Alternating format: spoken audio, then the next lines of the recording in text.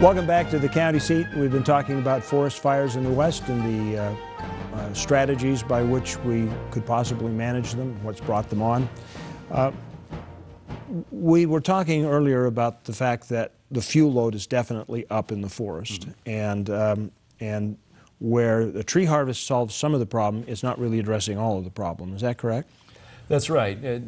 We can't harvest trees on every acre. There are some areas that we can't go to. We've got some other possibilities of managing fuels. We can use prescribed fire, where we go out and light fires and manage those. We can use thinning, where with the smaller diameter trees, if we don't have a market for those, like was talked about with biofuels. In some cases, we just will cut those trees and let them lay and let them return. So we've got a number of different ways of working with those fuels. When you cut a tree, though, doesn't that create a fuel load sitting on the bottom of the forest? It can, and in some cases we'll take those trees, stack them, and burn them, and so that we're not just leaving a bunch of fuels out there in the forest. Okay.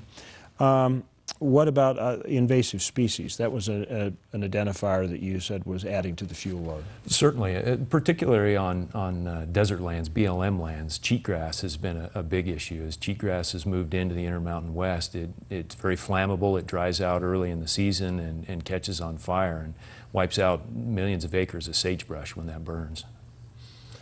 In a lot of cases, it's not an invasive species by any means, but in some ways treated that way, the pinyon juniper, because it has expanded so much from its original acreage, and it's estimated over the next 50 years the amount of fuels in that is going to double. Now, you were talking that historically, you know, the Indians, before we started manipulating forests, they had a very sophisticated management plan? I wouldn't say a management plan, perhaps, but I said they were sophisticated fire managers. They used fires for a variety of purposes, for herding animals, for driving enemies away, for cleaning up camps afterwards. And I mean, it was one of their main tools. There was fire in the woods almost all the time. When you read the early pioneer journals and things like that. So lots of evidence of Native Americans using fires extensively, and we're missing that in our landscape now. We have what we call disturbance-dependent landscapes. So our ecology is depending on either fire or bugs. Something's going to stir it up or eat it. And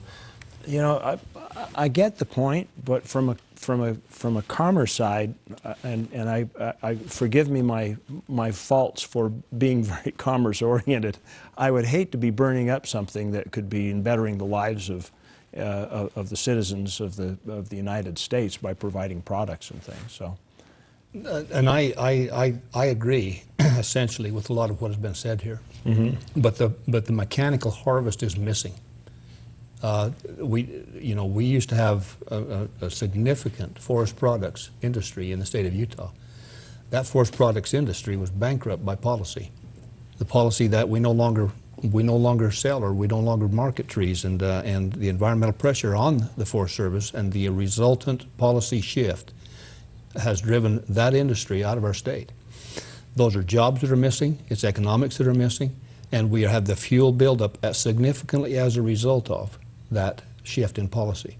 And I don't see it shifting back. I mean, we're seeing, instead of seeing increased, I shouldn't say this entirely because it's not entirely fair, but instead of seeing a shift for more forest management, we're seeing a shift to more fire management, more at the expense of mechanical. What we're experiencing is absolutely predictable. I think Doug's absolutely right that we've lost a heck of a lot of infrastructure for logging and harvesting in the last 25 years.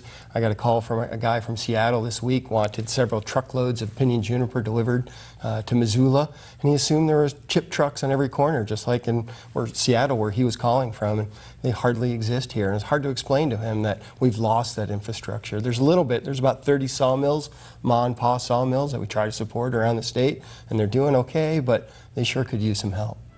Well, we'll continue this conversation when we get back. I'm sure that there's an answer you want to give to this, so if you'll hold through the break, we'll let you take it at the top of the next section. We'll be back with the County Seat in just a minute.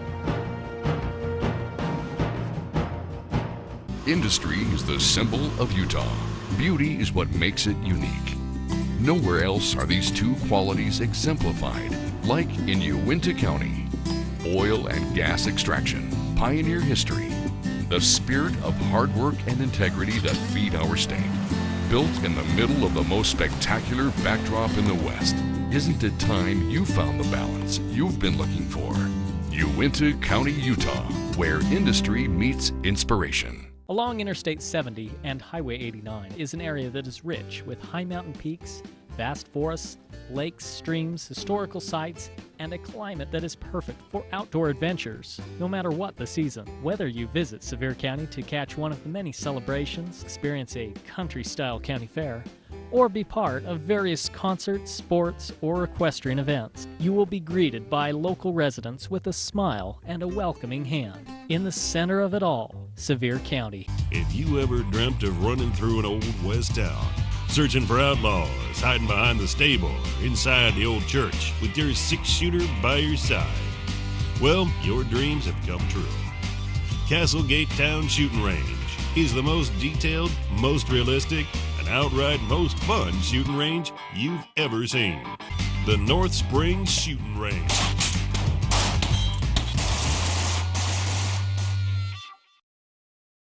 Have you ever wanted to go on a vacation to Mars? What about a visit to the Old West? Impossible, right? Well, forget what you think is real. In southern Utah's Kane County, other worlds are just an ATV ride away. The Old West lives on in every sunset.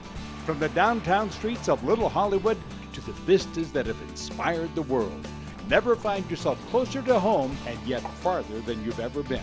Southern Utah's Kane County, where anywhere is possible.